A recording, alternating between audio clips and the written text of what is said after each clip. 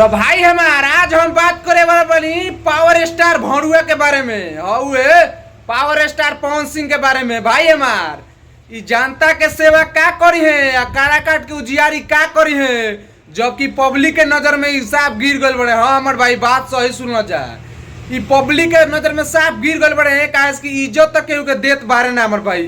ये बात में 100% गारंटी बा और दम भी बा।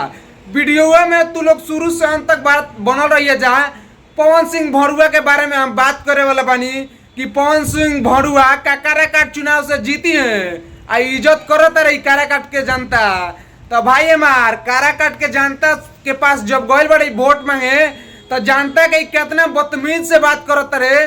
एक बार वीडियो तार लोग हम दिखाएं ठीक बा, लेकिन एगो हई वीडियो देख लो कि जौन पब्लिक आज से कुछ दिन पहले ये बुझी ले या घंटा बुझी ले कहले रहे स्टेज पर जब दरुइया पियला के बाद। तो भाई हमार काराकाट के जनता के का सेवा करी पवन सिंह भौरुआ। तो भाई हमार जे वीडियो नहीं के देख ले एक बार वीडियो देखा जाए, ओकरा बाद हम बात करतनी।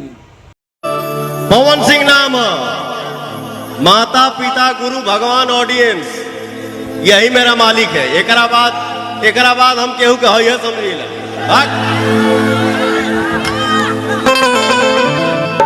यही मेरा मालिक है। मैं इन्हीं पांचों से डरता हूँ, बाकी दुनिया में कौन डराई रे।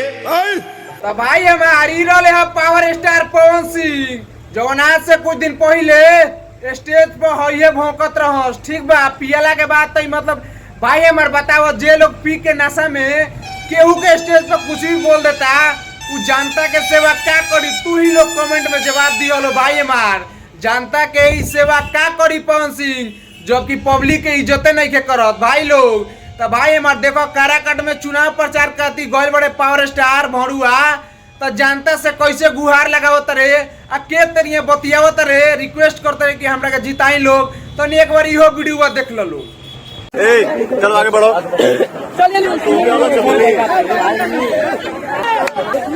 15 साल 20 साल 10 साल किसी को दिया ना। एक बेटा को आप लोगों ने गायक बनाया, हीरो बना दिया। तो ये पवन सिंह 5 साल ना लेंगे, उससे ज्यादा तो नहीं लेंगे।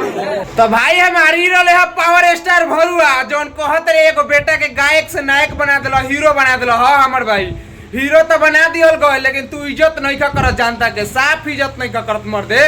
तू पब्लिक के ही न बोलबो आ तारा के 5 साल दे दिया कि तू 5 साल में पूरा काराकाट जनता के बर्बाद कर देबो।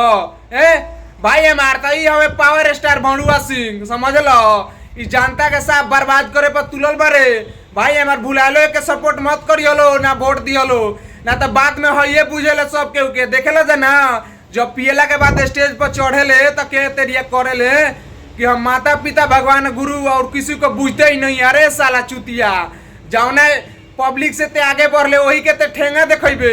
तो भाई हमार सोचा जा कि जब वोट दे देबा जाई वोट से जीत जाइए पावर स्टार भौरुआ सिंह तो तारा लोग का इज्जत करी है, तारा गांव में विकास करी है। तनी एक बार सोचियो लो आ लाइक कमेंट करके तनी कमेंटो में बताइयो लो ठीक बा हमार भाई। तो हम है खेसारी लाल यादव के फैन, तो खेसारी लाल यादव के जितने लोग फैन बा चैनल सब्सक्राइब कर लियो। हमेशा रेलत रही।